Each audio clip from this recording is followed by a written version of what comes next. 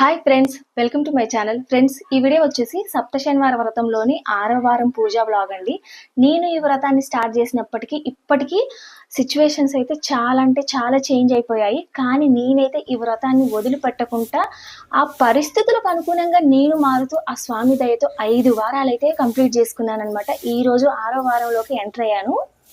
First నేను ఈ వ్రతాన్ని స్టార్ట్ చేస్తా అన్నప్పుడు నీ వల్ల కాదులే, నీకంత ఓపిక ఉండదు, ఎందుకు నువ్వు పూర్తిగా కోలుకునే సంపూర్ణ ఆరోగ్యవంతురాలు అయినప్పుడు ఈ వ్రతాన్ని స్టార్ట్ చేద్దులే అని చెప్పారు. కానీ నేను వినలేదండి. సో ఫస్ట్ 4 వారాల వరకైతే మా అత్తమ్మ సపోర్ట్ ఉన్నది. సో ఇక 4వ వారం కంప్లీట్ కాగానే అత్తమ్మ కింద పడి లెగ్ ఫ్రాక్చర్ అయిన కానించి ఇక నాకు రాను రాను సపోర్టింగ్ అనేది తగ్గుకుంటూ వచ్చిందనమాట. ఆ ఫస్ట్ 4 వీక్స్ కూడా నేను మొత్తం మా అత్తమ్మకే వదిలేసి ఓన్లీ పూజ మీదనే కాన్సంట్రేషన్ చేసేదాన్ననమాట. ఆ విషయంలో మా అత్తమ్మ కొంచెం సఫర్ అయ్యి ఉండొచ్చండి. కొంచెం అది కూడా పని కాలం గదా! సో, ఫైనల్‌గా ఇగ 5థ్ వీక్ దగ్గరకొచ్చేసరికి నాకు అన్ని వైపుల నుంచి వచ్చే సపోర్ట్ అనేది ఎక్కడికక్కడికి అడ్డుకట్ట అయిపోయిందనమాట. సో, మొత్తం ఈచ్ అండ్ ఎవ్రీథింగ్ ఇంట్లో పని, పూజ అన్నీ నేను చేసుకోవాల్సిన సిట్యుయేషన్స్ అయితే వచ్చాయి. కాకపోతే నేను ఏ మాత్రం గూడా బాధపడలేదు, ఏం ఆలోచించలేదు. సో, ఫస్ట్ ఇది చేసుకుంటూ ఆ పూజనైతే కంప్లీట్ చేసుకున్నాను. సో, దానికైతే నేను కొంచెం ప్రౌడ్‌గా అయితే ఫీల్ అవుతున్నాననమాట. ఐ మీన్ ఏంటంటే స్టార్టింగ్‌లో జస్ట్ అన్నీ అలా వదిలేసి జస్ట్ పూజ చేసుకునేదాన్ని. కాకపోతే ఇప్పుడు ఇంట్లోవన్నీ చేసుకుంటూ, నా బాధ్యతలను నేను నిర్వహిస్తూ ఇలా పూజ చేసుకునేసరికి నాకు అప్పటికంటే కొంచెం కాన్ఫిడెంట్‌గా అనిపించిందనమాట. చూద్దాం ఫ్రెండ్స్, నా 6వ వారం పూజ ఎలా ఉండబోతుందో. వ్రతాన్నయితే స్టార్ట్ చేశా. మధ్యలో స్కిప్ చేయడం అయితే నాకైతే ఇష్టం లేదు. కంటిన్యూ చేయాలి.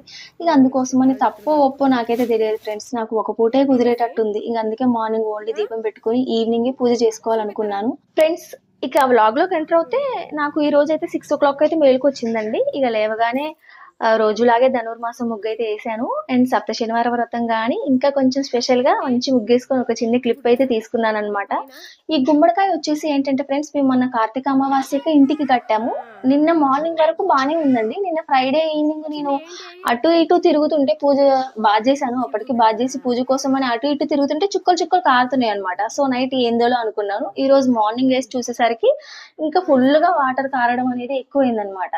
అంటే మేబీ నేను అనుకుంటున్నాను అత్తమ్మని చూడడానికి వాళ్ళు వీళ్ళు వస్తున్నారు గదా! కొంచెం అలా దిష్టి తాకిందేమో అని అనుకోని ఇంక దాన్నైతే విప్పి బయటైతే పారేసొచ్చామనమాట. మా బావ ఆ గుమ్మడికాయ పారేసొచ్చేలోపు నేనైతే ఇల్లులైతే క్లీన్ చేశాననమాట. ఇక మా బావ వచ్చేసి చేసి దీపం అయితే పెట్టాడండి. రోజు ఈ టైం కల్లా మా అత్తమ్మ అయితే బ్రష్ చేసి టీ తాగేదనమాట.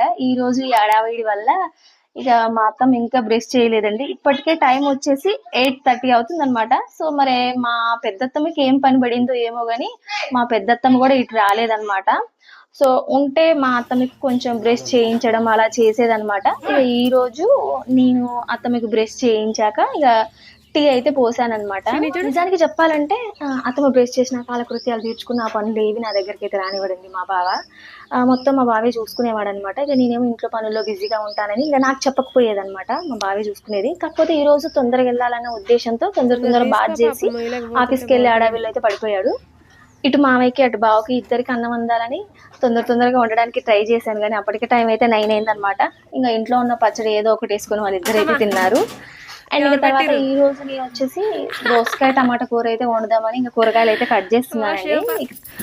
మా బావ ఆఫీస్కి వెళ్తుంటే ప్రతిరోజు ఒక సంబరం అండి. మా చిన్నగాడిది అయితే ఏదో ఒకటి పట్టుకొని వెళ్ళిస్తుంటాడు అనమాట. మొబైల్, వాటర్ బాటిల్, కళ్ళజోడు. సో అలా ఇచ్చేసి ఒక రౌండ్ వేసుకొని వస్తుంటాడు అనమాట. ఈ రోజు కూడా అలానే వాటర్ బాటిల్ తీసుకొని వెళ్ళాడు. మరి ఎలా మర్చిపోయాడు ఏమో కానీ కళ్ళజోడు అయితే మర్చిపోయాడు. అది తీసుకొచ్చి కొద్దిసేపు ఆడి వాళ్ళ నాయనమ్మకి అయితే పెట్టాడు అనమాట. సో బాగుంది కదా ఫ్రెండ్స్, అత్తమ్మకి అయితే కళ్ళజోడు అయితే మొత్తానికి. చూసారా ఫ్రెండ్స్, మా చిన్నగాడైతే ఆడేది ఉండదు ఏముండదు. కానీ ఇంకా నేను బస్తాలో చదివిపెట్టిన బొమ్మలన్నిటిని తెచ్చి ఇంటి నిండా వరుస్తూ ఉంటాడు. నాకేం ఇక్కడ పని తక్కువైనట్టు. ఇక ఫైనల్ గా కూర ఉడికేసరికి 10 అయిందండి. ఇక అత్తమ్మకైతే అన్నం పెట్టేశాను అనమాట. మా చిన్నగాడు అల్లరిని భరిస్తూ మళ్ళీ ఇల్లు ఒకసారి అయితే క్లీన్ చేసుకుంటూ వచ్చానండి. మా ఇంట్లో ఏంటంటే బర్రెలు, ఈ కోళ్ళ వల్ల మాకు ఖచ్చితంగా గడ్డి పడుద్ది అనమాట. మార్నింగ్ ఊకి ముగ్గేసినా కూడా. సో ఇక చూడండి, సెకండ్ టైం ఊకేసరికి ముగ్గులన్నీ ఉష్కాక్ అయిపోయాయి అనమాట. అండ్ అలాగే ఇక వంటగది వరండా కడిగేసాను. అంట్లు కూడా తోమేసి మొత్తం ఇంట్లో ఉన్న క్లీనింగ్ మొత్తం మొత్తం కంప్లీట్ చేసుకునేసరికి నాకు టైం వచ్చేసి 12:15 అయిందండి. సో నాకేమనిపించిందంటే ఇంట్లో పసిపిల్లలు, ఇలా కోళ్ళు, ఇలా పాడి ఇవన్నీ ఉన్నప్పుడు మనం ఏదైనా పూజలు చేసుకోవాలంటే ఇంతే కష్టమైద్దేమో అని నాకైతే అనిపించిందనమాట. ఫ్రెండ్స్, ఈ మధ్య మా చిన్నిగాడిని పట్టించుకోవడానికి నాకసలు టైమే ఉండట్లేదండి. ఏదైనా చేసి వాడికి తినిపిద్దామన్నా కొంచెం ఎక్కువ టైమ్ టేకింగ్ ప్రాసెస్ అని ఇక వాడికి నేనైతే పాలే వేడి చేసి పోస్తున్నాననమాట. అవైతే డబ్బాలో పోసిస్తే వాడే తాగుతాడు గదా అన్న ఉద్దేశ్యంతో. అండ్ అలాగే ఇగ ఇంట్లో మార్నింగ్ చేసిన టీ గూడా ఉందనమాట. దాన్నైతే అత్తమ్మకి వేడి చేసి పోసి దాన్ని గూడా కడిగేసొచ్చాననమాట. సో, ఇంట్లో ఆల్మోస్ట్ మొత్తం అంతా పని అయిపోయాక ఇగ నేను బాత్ చేసొచ్చేసరికి టైం ఎంతయిందంటే ఫ్రెండ్స్ 2:30 అయిందండి. మీరు నమ్ముతారో నమ్మరో గాని. ఇక ఇప్పటి నుంచైతే పూజా పనులైతే స్టార్ట్ అండి. సో, ఇక బాత్ చేసి రాగానే ఫస్ట్ అయితే గడపలకైతే బొట్లు పెట్టేసుకున్నాను. అండ్ ముగ్గులు పోయాయి గదండీ! ముగ్గులు గూడా వేసుకున్నాననమాట. తర్వాత ఇటు విఘ్నరాజకి, అటు వెంకటేశ్వర స్వామి వారికైతే యజ్ఞోపవీతాలని, వస్త్రాలనైతే రెడీ చేసి పెట్టుకున్నాను. సో, తర్వాత పిండి దీపాల కోసమైతే పిండి పట్టుకున్నానండి. ఆల్రెడీ నేనేంటంటే లాస్ట్ వీకే అన్ని వారాలకు సరిపోను, నాకు కుదరదో అని మొత్తం పట్టేసుకున్నాను గానీ అది ఫంగస్ రావడం వల్ల ఇక ఎందుకులే అని నేను మళ్ళీ బియ్యాన్నయితే నానబోసుకొని మళ్ళీ పిండయితే పట్టుకుంటున్నాననమాట ఈరోజైతే. పిండయితే ఈజీగానే పట్టుకున్నాను గానీ, బెల్లం గీరాలంటేనే కొంచెం కష్టమైందండి. బెల్లం అయితే చాలా టఫ్‌గా ఉందనమాట. ఇటు పిండి దీపాలకు గావాలే, అటు నువ్వులుండలకి, ఇటు పానకంలోకి కావాలి గదా! సో, ఇది కొంచెం చాలా కష్టం అనిపిచ్చింది. చేతులైతే నొప్పెట్టాయి. సో, నేను ఫస్ట్ వారం ఏం చేశానంటే, ఇలాగే ఆలోచించి టైం సేవ్ చేసుకుందామన్న ఉద్దేశంతో బెల్లాన్ని మొత్తం ఒకే రోజు గీరి పెట్టుకున్నానండి. అయితే మధ్యలో నాకు 1 వీక్ గ్యాప్ వచ్చిందనమాట. ఆ నెక్స్ట్ వీక్ కల్లా ఆ బెల్లం మొత్తం పుల్లటి వాసనొచ్చింది. దాన్ని మొత్తం తీసుకెళ్ళి కుర్తులో వేశాననమాట. ఏమో ఎవరికి తెలుసు ఫ్రెండ్స్, ఆ స్వామి అంతా ఫ్రెష్‌గా ఉండాలనుకుంటున్నాడేమో! అందుకే ఇలా అయితుందేమో! సరే ఇక ఆ విషయం పక్కకు పెట్టేస్తే ఇటు బెల్లం తురిమేసాక ఇటు వడపప్పు కడిగి పెట్టాను, పానకం చేశాను. అండ్ బియ్యపు పిండిలో నుంచి కొంచెం పిండి తీసుకొని అందులో కొంచెం వాటరు, కొంచెం బెల్లమేసి చలివిడి చేసి పక్కకు పెట్టాను. ఇంక తర్వాత మిగతా బియ్యపు పిండిలో ఒక అరటిపండు, బెల్లం తురుము, కొన్ని స్వచ్ఛమైన పాలేసి పిండినైతే కలిపి పక్కకు పెట్టేసుకున్నాననమాట. కొద్దిసేపు అలా పెట్టేస్తే తర్వాత దీపాలు చేసుకునేటప్పుడు మనకి చాలా ఈజీ అవుద్దని. ఆల్మోస్ట్ ప్రసాదాలన్నీ కంప్లీట్ అయ్యాయి గదండీ! ఇక పీటలకైతే పసుపు, కుంకుమలతోటైతే బొట్లు పెట్టాను. నా మైండ్‌లోనే సడెన్‌గా ఎందుకు దోచిందో ఏమో తెలియదు గానీ, ఈరోజు స్వామివారికి నైవేద్యంగా అన్నం గూడా పెట్టాలనిపిచ్చిందనమాట. ఇక వెంటనే చకచకా అయితే అన్నం వండేశాను.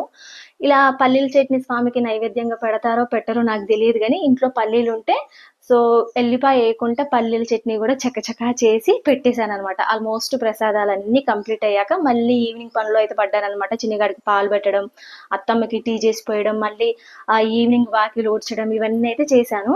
ఫ్రెండ్స్, ఈ వారం అయితే పోయిన వారం కంటే చాలా లేట్ అయిందండి. ఇక ఇంట్లో పనంతా కంప్లీట్ అయ్యాక నేను బాత్ చేసొచ్చి, శారీ కట్టుకొని రెడీ అయ్యి టైం చూస్తే అయితే 6:30 దాటిందండి. వామ్మో! అనుకుంటూ తొందర చేస్తున్నా గానీ అస్సలు హడావిడిలో ఇంకింత లేట్ అవుద్ది గదా! సో, చకచకా ఇక పీఠాన్నయితే పెట్టుకున్నాను. సో, అన్నీ తెచ్చి పీఠం మీద అరేంజ్ చేసుకొని, మళ్ళీ మనం నార్మల్‌గా దీపం పెట్టుకుంటాం గదా! సో, అక్కడ దీపం పెట్టేసుకొని, రామకోటి రాసుకొని, నేను పూజ స్టార్ట్ చేద్దామని చూస్తే టైమయితే 8 అయిందండి. సో, ఈరోజైతే లిటరల్లీ 8:00కి నేను పూజ స్టార్ట్ చేశాననమాట. పాపం నా ఈ ఆలస్యం వల్ల మా అత్తమ్మ, మా మామయ్య సగం ఆకలితో పడుకుంటారని నేనైతే ఎక్స్‌పెక్ట్ చేయలేదండి. సో, పూజ అయిపోయాక నాకు తెలిసేసరికి నాకైతే బాధ అనిపిచ్చింది. బట్ నేను ఏదైతే కావాలని చేయలేదు. సో, అలా జరిగిపోయింది. అయినా గూడా నేనైతే ఫీల్ అయ్యాననమాట. సో, ఇంతకేమైందనేదైతే చెప్తాను. నేను పూజ స్టార్ట్ చేసేటప్పటికే టైం 8 అయింది కదండీ! ఆల్మోస్ట్ మనకిక్కడ పూజ 1 ½ అవర్ పైనే పట్టుద్ది గదా! సో, ఇటు విఘ్నరాజకి పూజ, స్వామివారికి షోడశోపచార పూజ, అష్టోత్తర శతనామాలు చదువుకోవడం, ఇటు గోవింద నామాలు చదువుకోవడం, అండ్ వ్రత కథలు, అండ్ నేను ముత్యాల హారతి గూడా ఇస్తున్నానండి. సో, ఇవన్నీ అయ్యేసరికి టైం అయితే నాకు 9:15 దాకా అయిందనమాట. మా అత్తమ్మోళ్ళేంటంటే హ్మ్, 8కే తినేసి పడుకుంటారు. సో, ఈరోజు నేనేమనుకున్నాను, నిజానికి స్వామికి అన్నాన్ని నైవేద్యంగా ఎందుకు పెడదాం అనుకున్నానంటే, సో, ఫస్ట్ 4 వీక్స్ మా బావ నేను ఫాస్టింగ్ ఉన్నానని శ్రీనివాస నైట్ గోవింద చపాతీలు శ్రీకటేశ చేసేదండి. ఆ గోవింద చపాతీలు తిని భక్తవత్సల గోవింద పడుకునేదాన్ననమాట. సో, బాలమురళి ఈసారి మా గోవింద బావకి నిత్య నిర్మల కుదరదు ఏమో గోవింద అన్నట్లు నీరజనాభ గోవింద నేను నీలమేఘశ్యామ అన్నాన్నయితే గోవింద వండాననమాట పురాణ పురుష స్వామికి నైవేద్యంగా గోవింద పెట్టి దాన్నే నేను పుండరీకాక్ష గోవింద తిందామని. సో, అన్నట్లు నందనందన అన్నం గోవింద వండేశాను. నవనీత అండ్ చోర పల్లీ గోవింద చట్నీ గూడా చేశాను. గోవింద దాంట్లో హరి మనం గోవింద ఉప్పు, కారం గోకుల అయన్నీ ఏం నందన టేస్ట్ చూడం గోవింద గదా! ఎల్లిపాయ కూడా గోవింద ఏయలేదు. హరి అది గోవింద తీసుకొచ్చి వెంకటరమణ ఆ పల్లీ గోవింద చట్నీలో నుంచి కొంచెం గోవింద పల్లీ హరి చట్నీ గోవింద వండిన అన్నాన్ని గోకుల మొత్తం నందన తీసుకొచ్చి మా గోవింద రూమ్‌లో పెట్టి దాని గోవింద సంగతే హరి మర్చిపోయాను. గోవింద ఆల్మోస్ట్ పూజ అంతా కంప్లీట్ అయ్యి మన ముత్యాల హారతి అయిపోయిన దాకా కూడా నేను ఆ అన్నం సంగతి అయితే మర్చిపోయానండి. నేనెప్పుడైతే అంత ప్రసాదాలు తీసుకొని అన్నం తిందామ అని అనుకున్నానో అప్పుడు నాకు గుర్తుకొచ్చిందనమాట. సో, మళ్ళీ అప్పటికప్పుడు అదైతే స్వామికి నైవేద్యంగా పెట్టేశాను. సో, తర్వాత నేను ప్రసాదంగా స్వీకరించాను. ఈరోజు మా చిన్నిగాడు అంత అల్లరి చేయలేదండి. ఇక అందుకే మా బావ నా కోసం అని చపాతీలు కూడా చేశాడనమాట. అండ్ పూజ అంతా అయిపోయాక ప్రసాదాలు ఇద్దామనేసరికి మా మావయ్య పడుకున్నాడు. అత్తమ్మేమో ఒక అరటిపండు తిని పడుకుందనమాట. ఇక మేము ప్రసాదాలు తీసుకొని అన్నం తిందామనేసరికి మా బావ ఒక బాంబు పేల్చాడనమాట. అదేంటంటే ఈరోజు అత్తమ్మ మావయ్య సరిగా అన్నం తినలేదని చెప్పాడు.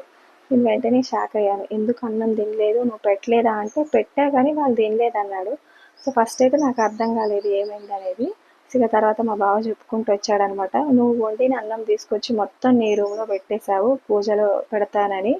బయటనేమో మార్నింగ్ వండిన అన్నం అంతా గట్టిగా అయింది, ఇక వాళ్ళకి తినబుద్ధి కాలేదు ఏమో అట్లనే పడుకున్నారని అని చెప్పాడు. ఇక నేను వెంటనే వెళ్ళి అత్తమ్మ మావయ్య అన్నం తిందురులేరు అన్నాను, కానీ ఇక వాళ్ళు అప్పటికే వద్దులే అని అయితే పడుకున్నారు. కానీ నాకే బాధగా అనిపించింది అనమాట. సో నాకెందుకో అలా దోచింది. ఈరోజు అన్నం స్వామివారికి నైవేద్యంగా పెట్టాలి అని అనుకున్నాను, కానీ అది తీసుకొచ్చి ఆల్మోస్ట్ పూజ అంతా కంప్లీట్ అయ్యి మనం ఆరతి ఇస్తాం కదా, ముత్యాల ఆరతి ఇచ్చిన దాకా కూడా నాకు ఆ అన్నం సంగతి అయితే గుర్తులేదండి. సో నేనైతే ఏది కావాలని చేయలేదు, అట్లయితే జరిగిపోయింది. పాపం వాళ్ళిద్దరైతే సగం ఆకలితోటి పడుకున్నారని మాత్రం అర్థమైందనమాట. వేడి వేడి అన్నం వండకపోయి రూమ్ లో పెట్టుకుంది మా కోడలు అని మా అత్తమామ అనుకోకపోవచ్చు, కానీ ఆ రోజు మా బావ అయితే సరిగా అన్నం తినలేదండి, అత్తమ్మ మావయ్య తినలేదని. ఇక భావం చేసేసరికి నాకు కూడా ఎలానో అనిపించింది అనమాట.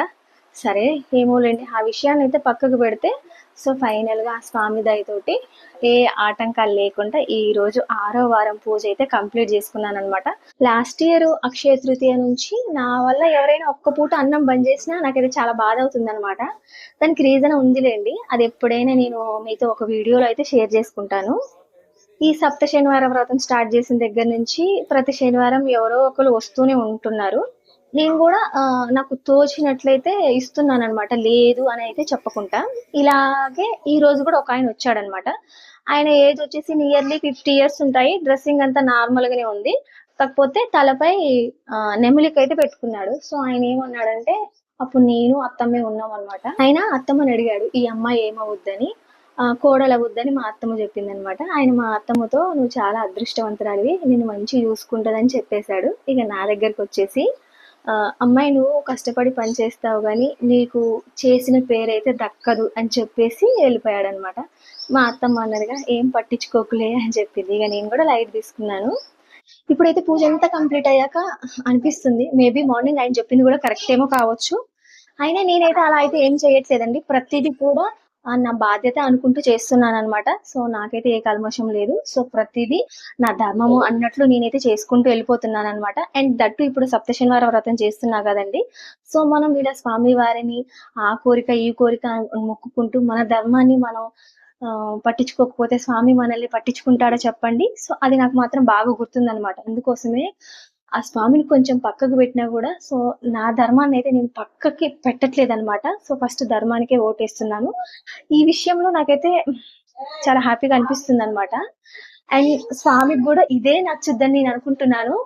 మన పెద్దవాళ్ళు కూడా చెప్తారు కదండి, మానవ సేవే మాధవ సేవ అని. సో ప్రస్తుతానికైతే నా ముందున్న ప్రిన్సిపల్ అయితే అదేనమాట. నేను దాన్నే ఫాలో అవుతూ నా భారాన్ని అంతా స్వామిపై వేశానన్నమాట.